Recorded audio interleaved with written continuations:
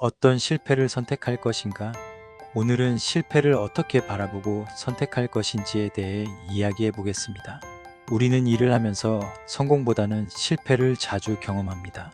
하지만 실패가 꼭 나쁜 것은 아닙니다. 실패의 종류와 그 과정이 더 중요할 수 있습니다. 실패를 하더라도 어떤 실패는 문제점을 발견하고 더 나은 방법을 찾는 기회가 될 수 있지만, 어떤 실패는 시작도 하기 전에 포기하거나 부정적인 생각으로 모든 가능성을 닫아버리는 경우가 있습니다.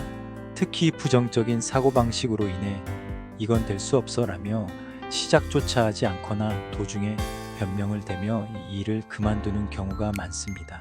이런 습관이 반복되면 문제를 해결하는 능력이 떨어지고 나중에는 작은 문제마저도 극복하지 못하는 사람이 되어버립니다. 실패는 잘못된 선택이 아니라 방법의 수정일 뿐입니다. 따라서 실패를 두려워하지 말고 실패의 유형을 긍정적으로 바라볼 필요가 있습니다. 사람들은 문제에 부딪히면 분석을 통해 가능한지 여부를 판단합니다. 하지만 우리의 지식과 경험만으로 판단할 경우 부정적인 결과를 예상하는 경우가 많습니다. 그렇기 때문에 준비할 때는 안 되는 이유뿐만 아니라 되는 방법까지 함께 고민해야 합니다.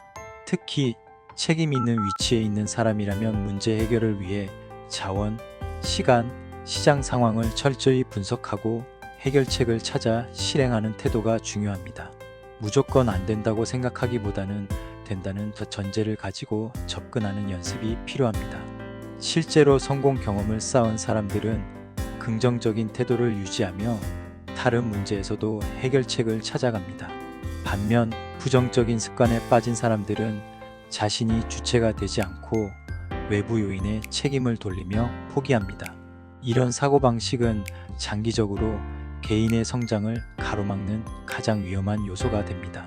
우리는 실패 자체가 아니라 실패를 대하는 태도가 중요합니다. 실패는 과정이며 이 과정을 통해 방법을 수정하거나 목표를 조정하면 됩니다. 예를 들어 목표가 너무 크다면 현실적인 수준으로 낮추거나 실행 방식을 변경하거나 주변의 도움을 구할 수도 있습니다.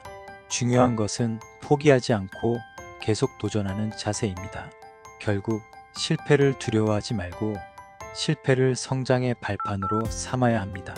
모든 일은 시작부터 된다는 전제로 접근해야 하며 실패를 통해 얻은 경험이 더 나은 방법을 찾게 해줍니다.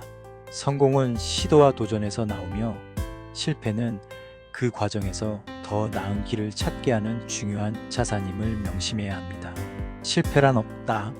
과정만 있을 뿐이다. 이제 실패를 두려워하지 말고 된다는 생각으로 목표를 향해 나아가세요.